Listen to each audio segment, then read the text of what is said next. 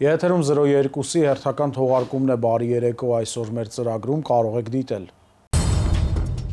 Շարունակվում են կենսաչափական համակարգի ներդրման աշխատանքները, քննարկվել են կենսաչափական անձնագրի դիզայնին և կոնցեպտին վերաբերող հարցեր։ Ներքին գործերի նախարարության ոստիկանության պետի գլխավորած պատվիրակությունը Դուբայում մասնակցել է ոստիկանական համաշխարհային 4-րդ գագաթնաժողովին։ Գիտաժողով նվիրված ռուս-հայկական մարդասիրական արձագանքման կենտրոնի 10-ամյակին։ Ներքին գործերի նախարար Արփինե Սարգսյանի գլխավորությամբ կայացել է աշխատանքային քննարկում նվիրված կենսաչափական անձնագրերի և անձը հաստատող այլ փաստաթղթերի դիզայնին ու կոնցեպտին։ Մասնակցել են Հայփաս ընկերության մասնագետներն ու աշխատանքային խմբի անդամները։ Քննարկվել են փաստաթղթերի անվտանգային շերտերի ձևավորման մոտեցումները և կառուցվածքային բաղադրիչները։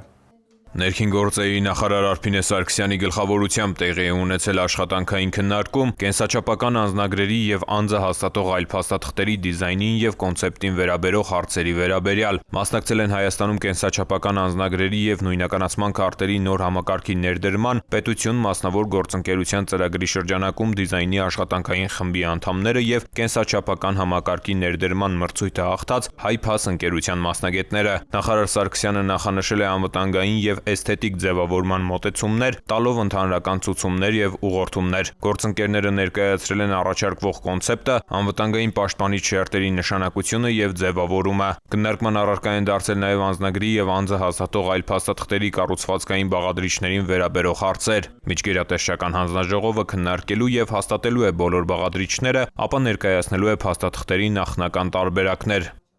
ԵՄ վիզաների ազատականացման գործընթացի զարգացումներ, ոստիկանության համակարգում իրականացվող բարեփոխումներ, սրանք այն առանցքային թեմաներն էին, որոնք քննարկվեցին ներքին գործերի նախարար Արփինե Սարգսյանի և Հայաստանում Իսպանիայի դեսպան Ռիկարդո Մարտինես Վասկեսի հանդիպման ընթացքում։ Կողմերը անդրադարձել են նաև փրկարարծարարության արդիականացմանը և կարևորել երկկողմ համագործակցության խորացումը։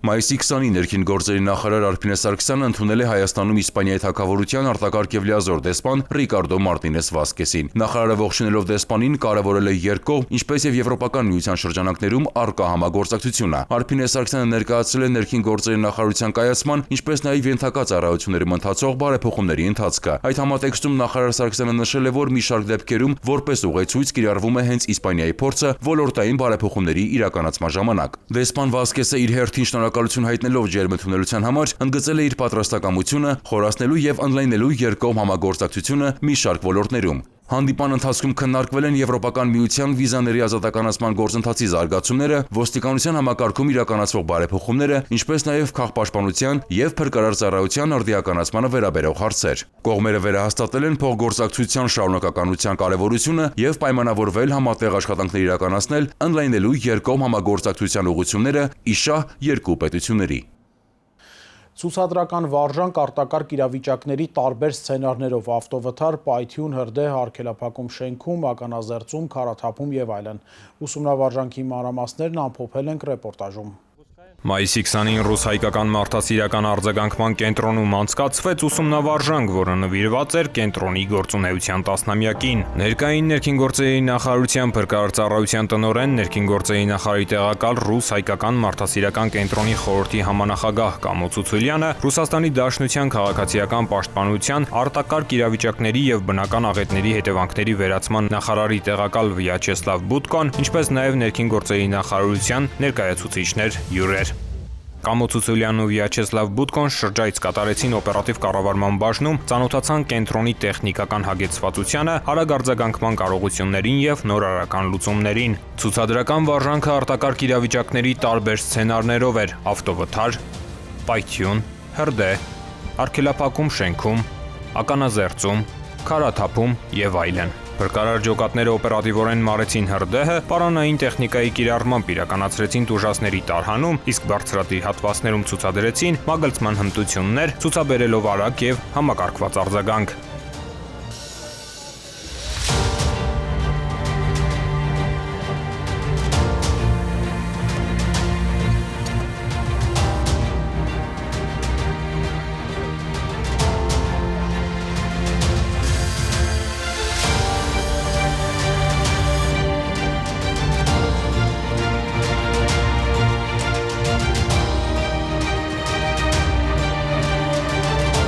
Առաջին բուժօգնություն ցուցադրական վարժանք իրականացրեց 911 ծառայության հանձնակազմը։ Իրականացվեց նաև ստացիոնար բուժօգնության կարիք ունեցող տուժածին ուղղաթիռով տեղափոխման իմիտացիա։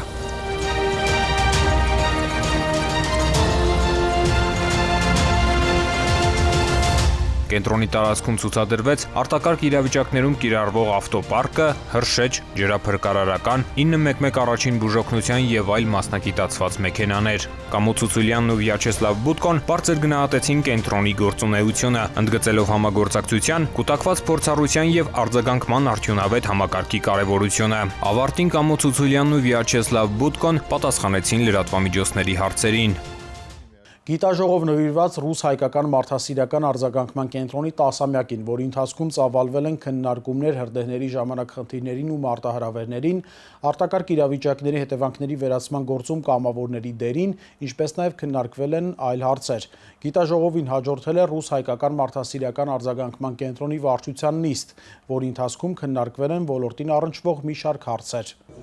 Մայիսի 19-ին տեղի ունեցավ ռուս-հայկական մարդասիրական արձագանքման կենտրոնի 10-ամյակին նվիրված համագործակցություն հանուն փրկության 10-րդ միջազգային գիտագործնական գիտաժողովը։ Ներկայ էին ներքին գործերի նախարարության փրկարարծառայության տնօրեն, ներքին գործերի նախարարի տեղակալ, ռուս-հայկական մարդասիրական կենտրոնի խորհրդի համանախագահ Կամո Ցուցուլյանը, Ռուսաստանի Դաշնության քաղաքացիական պաշտպանության, արտակարգ իրավիճակների եւ բնական աղետների հետևանքների վերացման նախարարի տեղակալ Վյաչեսլավ Բուտկոն, Հայաստանում Ռուսաստանի Դաշնության դեսպան Սերգեյ Կոպիրկինը, փրկարարծառայության ներկայացուցիչներ հյուրեր։ Ներքին գործերի նախարար Արփինե Սարգսյանի անունից շնորհավորելով ռուս-հայկական մարդասիրական արձագանքման կենտրոնի 10-ամյակի կապակցությամբ Կամո Ցուցուլյանը նշեց, որ կենտրոնն արդեն իսկ կայացած կառույց է, որը արտակարգ իրավիճակների հետևանքների վերացման եւ հումանիտար աջակցության ուղղությամբ զգալի աշխատանք է իրականացրել, գրանցելով շոշափելի ձեռքբերումներ։ Ռուսաստանի Դաշնության քաղաքացիական պաշտպանության, արտակարգ իրավիճակների եւ բնական աղետների հետևանքների վերացման նախարար Ալեքսանդր Կուրենկովի անունից ներկաներին շնորհավորեց Վյաչեսլավ Բուտկոն։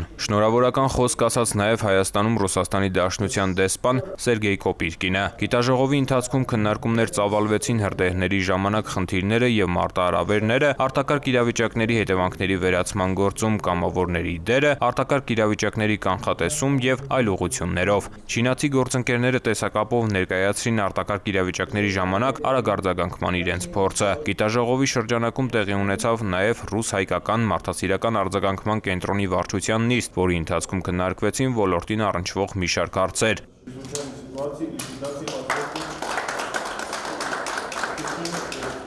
Ավարտին մի խումբ ծառայողներ պարգևատրվեցին գերատեսչական մեդալներով եւ պատվոգրերով։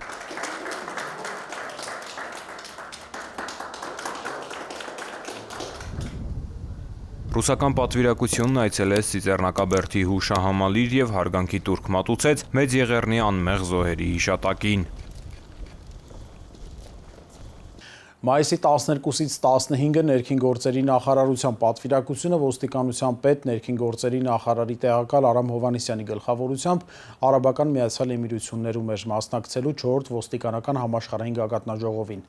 Այսի շրջանակում պատվիրակությունը հանդիպումներ է ունեցել հյուրընկալող կողմի ու գործընկեր այլ երկրների իրավապահ համակարգերի ղեկավարների կազմի հետ։ Այսի շրջանակում պատվիրակությունը հանդիպումներ է ունեցել հյուրընկալող կողմի ու գործընկեր այլ երկրների իրավապահ համակարգերի ղեկավար կազմի հետ։ Հանդիպումների ընթացքում պայմանավորվածություններ են ձեռք բերվել իրականացնելու փոխադարձ ուսումնական այցեր, ինչպես նաև իրականացնել ներքին գործերի նախարարության, ոստիկանության, գվարդիայի ծառայողների վերապատրաստման դասընթացներ Իտալիայի Հանրապետության կարաբիներների ստորաբաժանումներում։ Երրորդյա այցի շրջանակներում պատվիրակությունը ներկայ է եղել նաև շուրջ 130 երկրի անվտանգության եւ ոստիկանության ոլորտին վերաբերող առաջատար կազմակերպությունների ներկայացրած ապրանքատեսակների ցուցահանդեսին։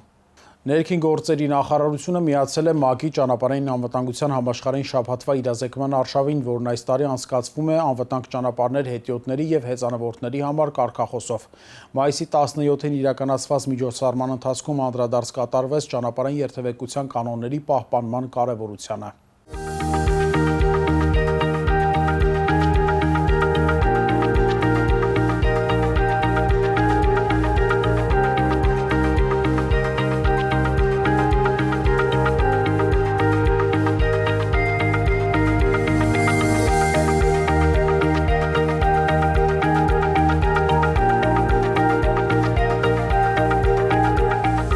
ներքին գործերի նախարարությունը միացել է ՄԱԿ-ի ճանապարհային անվտանգության համաշխարհային շաբաթվա շրջանակում իրազեկման արշավին, որն անցկացվում է մայիսի 12-ից 18-ը անվտանգ ճանապարհներ հետիոտների եւ հեծանվորդների համար խորագրով։ Նախաձեռնության շրջանակում նախարարությունը մասնակցում է գործընկեր կառույցների հետ համատեղ իրականացվող միջոցառումներին ուղղված ճանապարհային երթևեկության անվտանգության մակարդակի եւ հանրության իրավագիտակցության բարձրացմանը։ Հերթական հանրային իրազեկման միջոցառումը մայիսի 17-ին էր Երևանի Հանրապետության փողոցի թիվ 114 եւ 71 դպրոցներում ու դրանց հարակից տարածքում։ Միջոցառմանը մասնակցում էին ներքին գործերի նախարարի տեղակալ Արմեն Մկրտչյանը, Առողջապահության համաշխարհային կազմակերպության ներկայացուցիչ Սիդարթա Դատան, Հայաստանում ՄԱԿ-ի մշտական համակարգող Ֆրանսուազ Ժակոբը, միջազգային այլ գործընկեր կառույցների եւ շահագրգիռ պետական մարմինների ներկայացուցիչներ։ Հանրային իրազեկման միջոցառման ամենավառ կերպարները աշակերտներն էին իրենց թեմատիկ ելույթներով։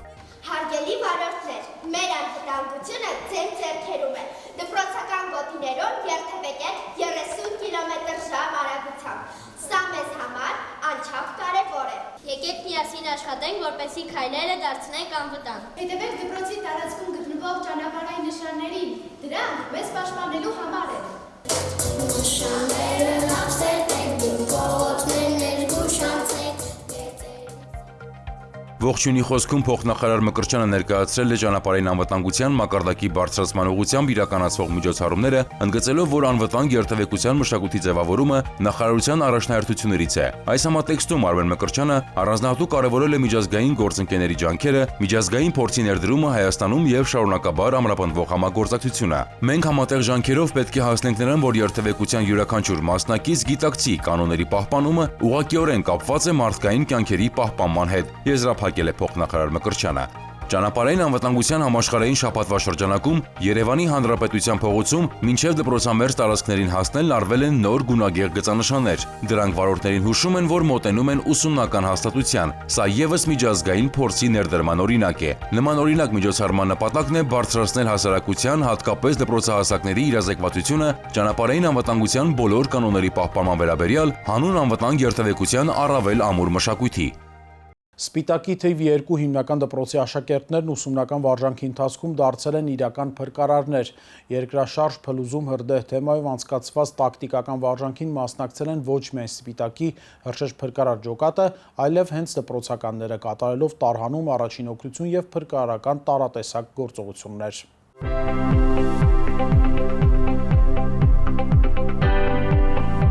Աշակերտ փրկարարների երբևէ հանդիպել եք։ Մենք ոչ միայն հանդիպեցինք, այլև ականատես եղանք, թե ինչպես են Սպիտակի թիվ 2 հիմնական դպրոցի աշակերտները հրշեջ փրկարարական ջոկատի հետ ուսումնական վարժանք իրականացնում, զարգացնելով ճգնաժամային իրավիճակներում արագ կողմնորոշվելու եւ առաջին բուժօգնություն ցուցաբերելու կարողությունները։ Ցուցադրական վարժանքին հետևում էին ներքին գործերի նախարարության, ոստիկանության ներկայացուցիչները, Լոռու մարզային փրկարարվարչության ղեկավար կազմը, մանկավարժներ, հյուրեր։ Սա սովորական վարժանք չէ, փրկվողներն ու փրկողները աշակերտներն են։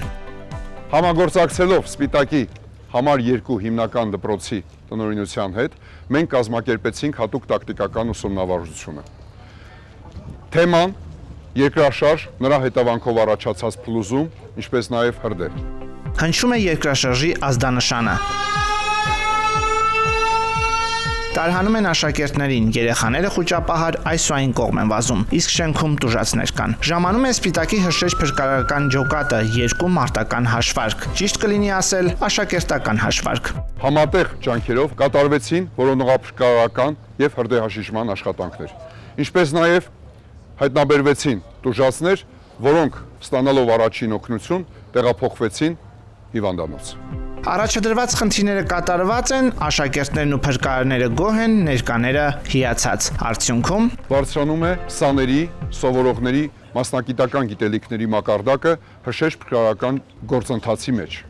Ուսումնավարժանքի ավարտին ներքին գործերի նախարարի մամուլի քարտուղար Նարեկ Սարգսյանը շնորհակալություն հայտնեց Սպիտակի հրշեջ փրկարարական ջոկատի անձնակազմին, աշակերտներին, դպրոցի տնօրինությանն ու մանկավարժներին նման ձևաչափով ուսումնական վարժանք անցկացնելու համար։ Նրա խոսքով երկրաշարժի թեման հատկապես սպիտակցիների համար խիստ զգայուն է եւ փրկարարների սովորեցրած գիտելիքների օգնությամբ դպրոցականները արտակարգ իրավիճակներում կարող են ոչ միայն իրենց, այլև ուրիշների կյանքը փրկել։ 88-ի երկրաշարժի ավերիչ հետևանքները տեսած Սպիտակի թիվ 2 հիմնական դպրոցի տնօրեն Լուսինե Մաթոսյանը շնորհակալություն հայտնելով փրկարարներին նշեց, որ ուսումնական վարժանքը կարևոր դաս էր դպրոցականների համար։ Գործնական պարապմունքից հետո երաժշտական ու պարային կատարումներով հանդես եկան դպրոցի սաներն ու մանկավարժները։ Վարժանք ցերեկույթն ավարտվեց խմբակային լուսանկարով։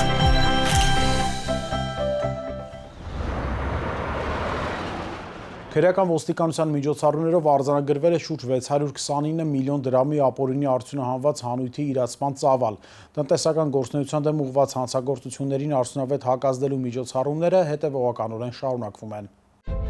Ներքին գործերի նախարարության ոստիկանության բարեփոխումների շրջանակներում 2024 թվականի նոյեմբերի 1-ին քրեական ոստիկանության գլխավոր վարչության կազմում ստեղծվել է կազմակերպված հանցավորության դեմ պայքարի վարչությունը։ Վարչության գործառույթներից են տնտեսական գործունեության դեմ ուղղված հանցագործություններին հակազդելը, դրանց կանխմամբ, խափանմամբ ու բացահայտմամբ։ 2024 թվականի նոյեմբերի 1-ից 2025 թվականի մայիսի 19 ընկաժամանակահատվածում վարչության ծառայողների գործունեության արդյունքում հակակոռուպցիոն եւ քննչական կոմիտեներում նախաձեռնվել է ընդհանուր 69 քրեական վարույթ։ Հայաստանի մի շարք մարզերում բացահայտվել են ապօրինի արդյունահանման դեպքեր, այդ թվում ձկնաբուծական տնտեսություններ հիմնելու քողի տակ իրականացված։ Բացահայտվել են մի խումբ անձինք, որոնք համայնքների ղեկավարներից ստացել են ձկնաբուծական ջրավազաններ կառուցելու թույլտվություններ եւ դրանց քողի տակ փաստացի իրականացրել ընդերքի ապօրինի արդյունահանում, վերամշակում եւ իրացում։ Ապօրինի ձեռնարկատիրական գործունեության եւ ընդերքօգտագործման կանոնների խախտման դեպքերով արձանագրվել է շուրջ 629 միլիոն դրամի ապօրինի արդյունահանված հանույթի իրացման ծավալ, որոնց կապակցությամբ նախաքննությունը շարունակվում է։ Տնտեսական գործունեության դեմ ուղղված հանցագործություններին արդյունավետ հակազդելու միջոցառումները հետևողականորեն շարունակվում են։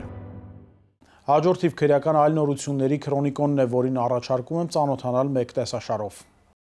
Քրեական ոստիկանության կազմակերպված հանցավորության դեմ պայքարի վարչությունում ստացվել էր տեղեկություն Փակ բաժնետիրական մի ընկերության ապօրինի ձեռնարկատիրության վերաբերյալ։ Ստուգումներով ձեռք բերվեցին նոր փաստական տվյալներ, որ ընկերությունը Արմավիրի մարզի Մերձավան գյուղի վարչական տարածքի 46 հեկտար մակերեսի վրա, ունենալով բազալտի հանքարդյունահանման թույլտվություն, 2022 թվականի օգոստոսից մինչ օրս արդյունահանում է կատարել նաև հարակից 7.6 հեկտարի վրա եւ մոտ 24000 խորանարդ մետր հանույթը տեսակավորման կետից իրացրել է շուրջ 117 միլիոն դրամով, ինչի հետևանքով պետությանը եւ համայնքին պատճառվել է առանձնապես խոշոր չափերի վնաս։ Վաղարշապատի քննչական բաժնում նախաձեռնվել է քրեական վարույթ ապօրինի ձեռնարկատիրական գործունեության հատկանիշներով։ Հանգամանքները նախաքննությամբ պարզվում են։ Մայիսի 22-ի վաղ առավոտյան ներքին գործերի նախարարության օպերատիվ կառավարման կենտրոն ահազանգ է ստացվել, որ մի երիտասարդ ցանկանում է ինքնասպանություն գործել, նետվելով Երևանի հաղթանակի կամրջից։ Ահազանգով դեպքի վայր են մեկնել օպերատիվ խմբեր, պարեկներն ու փրկարարները կանխել են ինքնասպանությունը։ Երիտասարդը տեղափոխվել է համայնքային ոստիկանության կենտրոնական բաժին։ Պարզվել է ինքնասպանության փորձի նախնական պատճառը, այն է երիտասարդի կողմից ժամեր առաջ հորը սպանելը։ Քրեական համայնքային ոստիկաններն ու փրկարարները Էջմիածնի Խորենացու փողոցի բնակարաններից մեկում հայտնաբերել են 22-ամյա երիտասարդի հոր, 1960 թվականին ծնված Գրիգորի Գրիգորյանի դին, նախնական տվյալներով կտրած ծակած վնասվածքներով։ Դիակի վրա առկա են եղել թղթադրամներ։ Հանգամանքները նախաքննությամբ պարզվում են։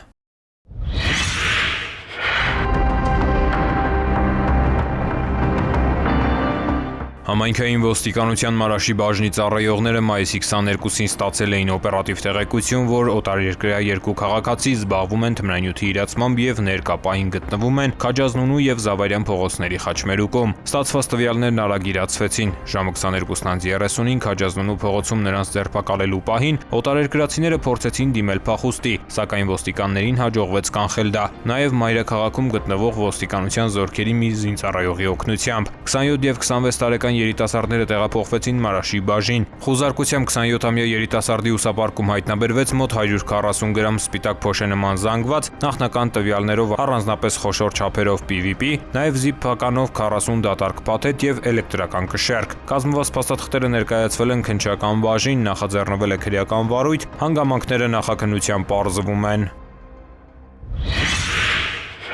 Ապրիլի 15-ին համայնքային ոստիկանության Արաբկիրի բաժնում ստացվել էր հաղորդում, որ Opel Magnish-ի մի մեքենայից գողացել են ռուսական համարանիշը եւ թողել Telegram-ի հասցե։ Առաջին դեպքը չէր եւ մեխանիզմը նույնն էր։ Գողությունից հետո տուժողը Telegram-ի միջոցով կապ է հաստատում հափշտակողի հետ։ Վերջինս համարանիշը վերադարձնելու դիմաց պահանջում է որոշակի գումար, իսկ ստանալուց հետո վերադարձնում համարանիշները։ Ընդ որում առավելապես թիրախ են ընտրվել ռուսական համարանիշները։ Այս եւ գրանցված այլ շորթումների հանգամանքների համադրմամբ եւ ձեռնարկված կատարված օպերատիվ հետախուզական մանրակրկիտ միջոցառումների արդյունքում Արաբկիրի համայնքային ոստիկանները ստացան տեղեկություն, որ շորթման նպատակով համարանիշի գողությունը կատարել է օտարերկրյա քաղաքացի 45-ամյա մի տղամարդ։ Արաբկիրի համայնքային ոստիկանները Բաքերում կազմակերպեցին դարանակալումներ։ Մայիսի 13-ին ժամը 5:20-ին Մայրաքաղաքի Վիկտոր Համբարձումյան փողոցում նա հայտնաբերվեց, ձերբակալվեց եւ տեղափոխվեց բաժին։ Ձերբակալվածն ու կազմված սպասածները ներկայացվեցին Արաբկիր վարչական շրջանի քննչական բաժին։ Հետագա գործողություններով իրավապահները հնարավորինս ամբողջացրին վերջին շրջանում 45-ամյա տղամարդու ծավալած հանցավոր գործունեության ժամանակագրությունը։ Պարզվեց, որ ապրիլի 15-ին նա գողացել էր նաև Mitsubishi մեքենայի համարանիշը եւ թողել Telegram-ի հասցե։